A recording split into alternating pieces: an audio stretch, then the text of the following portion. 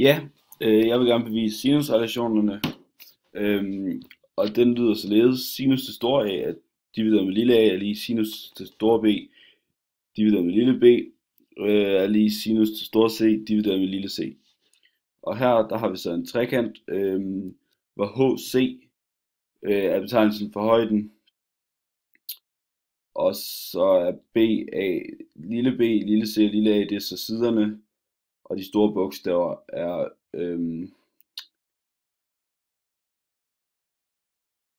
er de tre vinkler. Yes.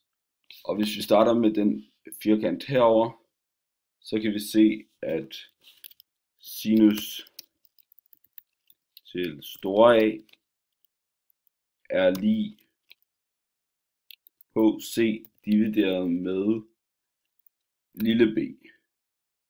Altså lille b. Yes. Og så for at isolere HC, så ganger vi med b på begge sider af lighedstegnet, så den kommer til at hedde sinus til store A ganget med b er lig HC. Yes. Og så gør vi så det samme med sinus til store B herover i den anden side, som så hedder sinus til store B er lig HC divideret med lille a. Lille a vi har her. Og det er så det samme som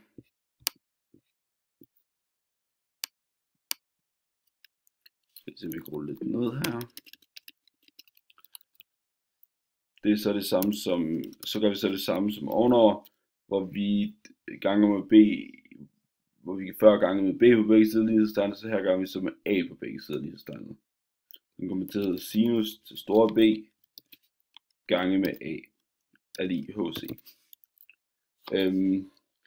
Og dermed så kan vi så se, at det her op, det giver HC, altså sinus til store A gange B, det er lige HC, og sinus til store B gange A er også lige HC. Så derfor må det også være det samme. Så vi sætter dem over for hinanden.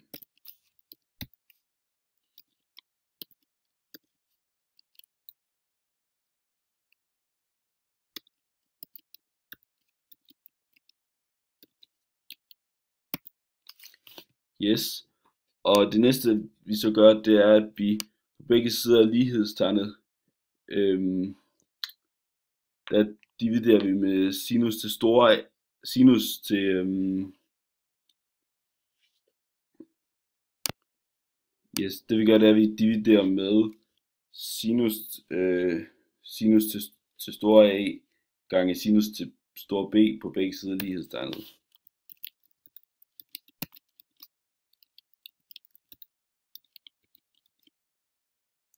Og vi gør det samme på den anden side af lighedstegnet selvfølgelig.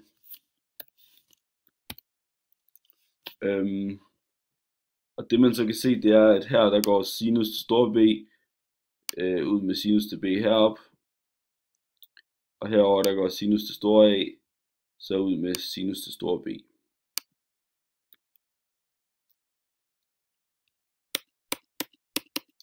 Så den kommer til at hedde følgende: B lille b divideret med sinus til store B er lig sinus til store og lille a divideret med sinus til store A. Yes. Og det er jo som bekendt det samme, som vi har heroppe. Ja, så vil jeg godt bevise arealformlen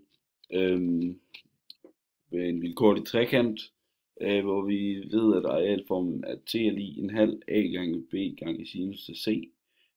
Og vi kender, at man udregner arealet af en trekant med en halv gange højde gange grundlinje. Så vi ved, at sinus til store C er lig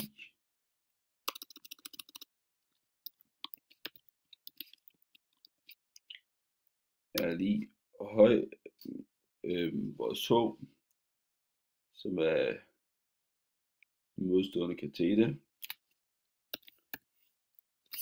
divideret med B, som er hypotenusen.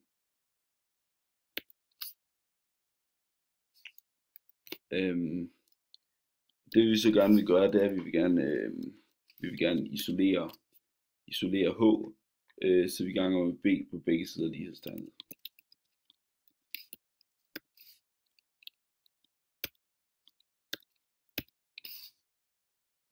Yes, og så får vi så, selvfølgelig store C her, at vores H er lig sinus til store C gange B. Og det vi så gør, det er, at vi sætter det ind i vores formel, som vi har heroppe. Yes.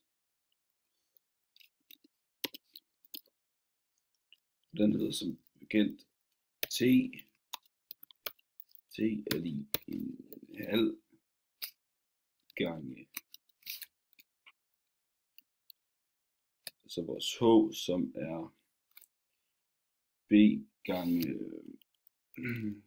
gange sinus til C.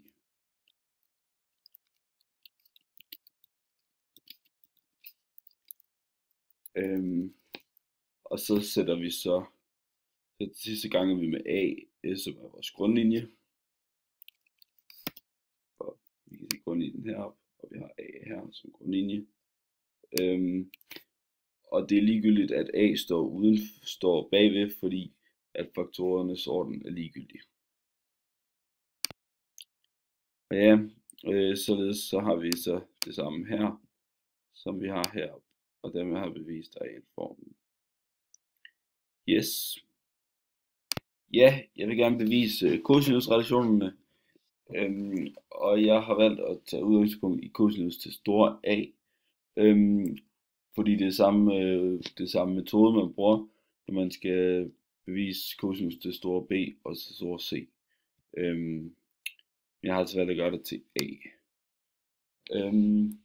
Så først så finder jeg højden af henholdsvis den lille A og den hvide trekant. Yes. Og det gør jeg ved hjælp af Pythagoras læresætning, der siger, at A i anden er lig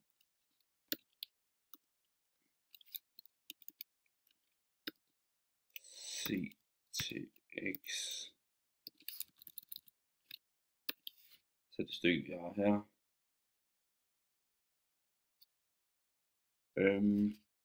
Plus H i anden. Og så vil vi gerne isolere H. Så vi trækker vores parentes fra på begge sider af lighedstegnet.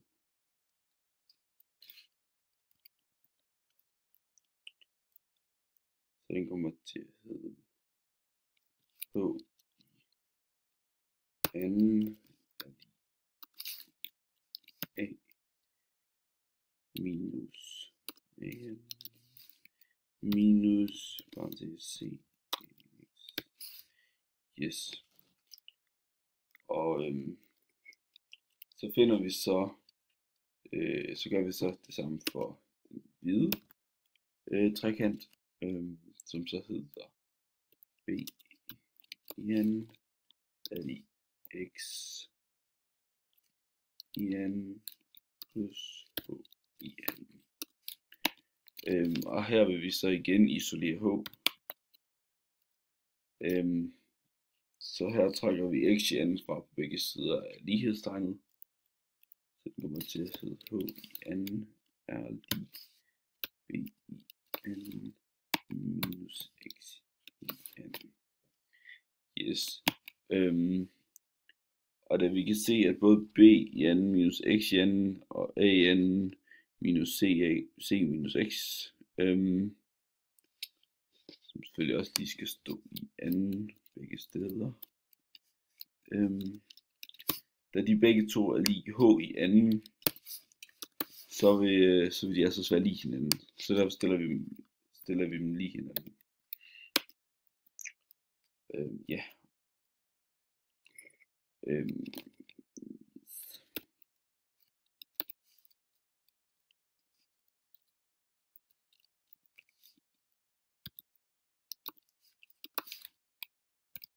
er altså lig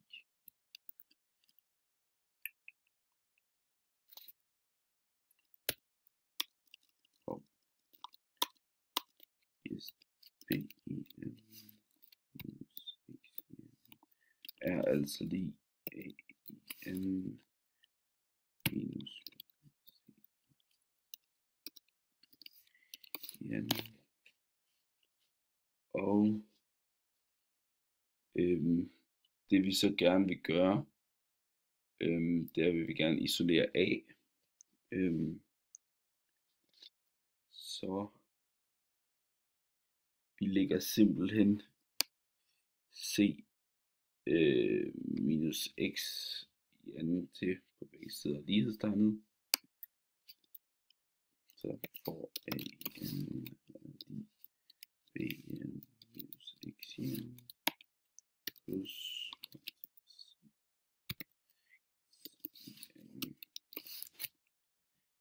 yes. Og parentesen kan vi nu udregne ved hjælp af vores kvadratsætning, og derved reducerer vi udtrykket. Og da vi har reduceret det, kommer det til at hedde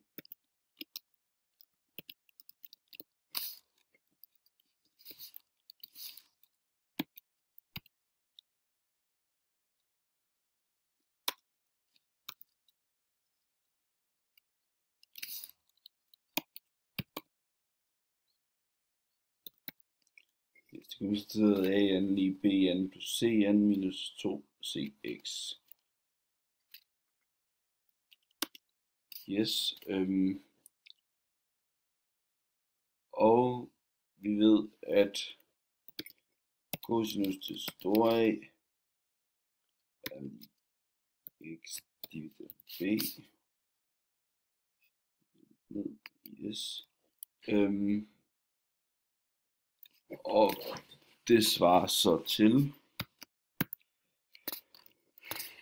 så for at isolere x, så ganger vi b på begge sider lighedstegnet, så den kommer til at hedde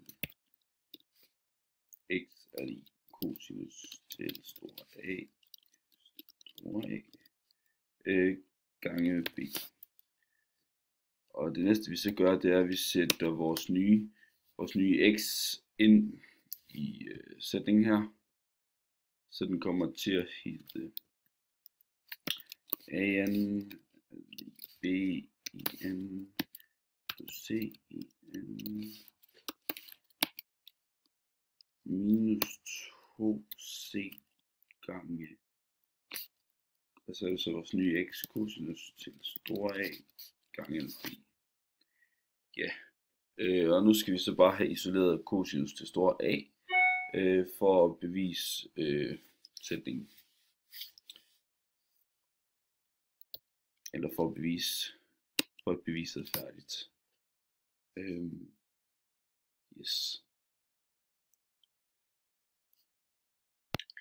Yes, og for at isolere A, så gør vi således, hvor vi trækker AN fra på begge sider af lighedstegnet. Og det næste vi så gør for at isolere cosinus til A, det er, at vi dividerer med 2 gange c gange b på begge sider af lighedstegnet. Det bliver bn plus c i n minus a i n, og dividerer vi med 2 gange b gange c. Og dermed har jeg bevist cosinusrelationen, da det her er det samme som det vi har heroppe. Jakob Sølsten Nielsen.